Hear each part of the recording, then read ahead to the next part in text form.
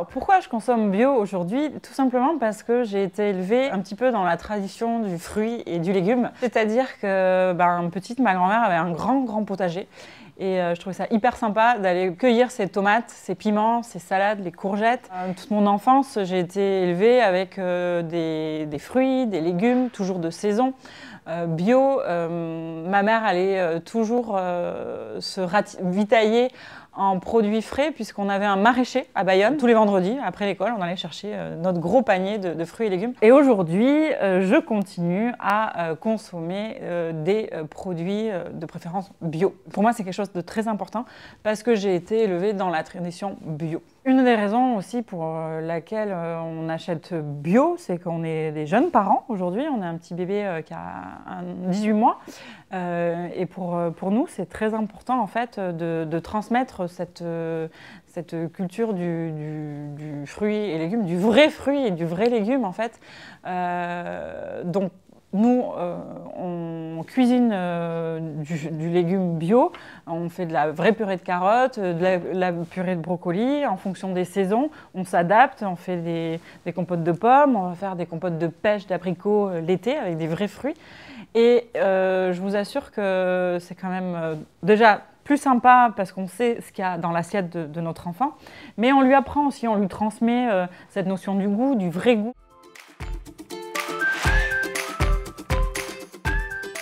On a pour habitude de faire un gros plein de légumes par semaine, fruits et légumes. Donc de préférence, on achète du bio. Quand il n'y a pas forcément du bio, on favorise le local, toujours de saison. Voilà, parce que je pars du principe qu'on ne va pas prendre des tomates qui viennent de l'autre bout de la planète, parce que ça ne sera certainement pas des tomates qui auront le goût de tomates. Voilà, donc un gros plein par semaine de produits bio, de préférence local et de saison.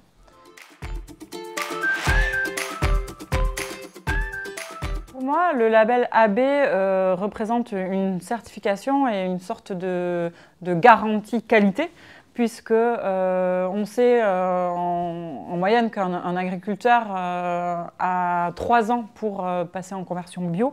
Donc ça demande du travail, de la technique, mais aussi un cahier des charges qui doit être respecté. C'est le cas des vignerons sur Bordeaux, puisque j'ai l'habitude de travailler avec eux, et quand ils m'expliquent le process pour basculer en bio, ça prend du temps, mais c'est aussi des exigences techniques avec des vérifications très fréquentes. Voilà. Et en fait, quand on analyse la conversion bio chez un vigneron ou un agriculteur, on se rend compte que finalement, il revient un petit peu à la méthode ancestrale, en fait, à la vraie méthode de comment on va cultiver du raisin, des légumes, des fruits. Et on ne va pas utiliser des produits nocifs, mais des produits naturels qui vont permettre de combattre des pucerons, des choses comme ça.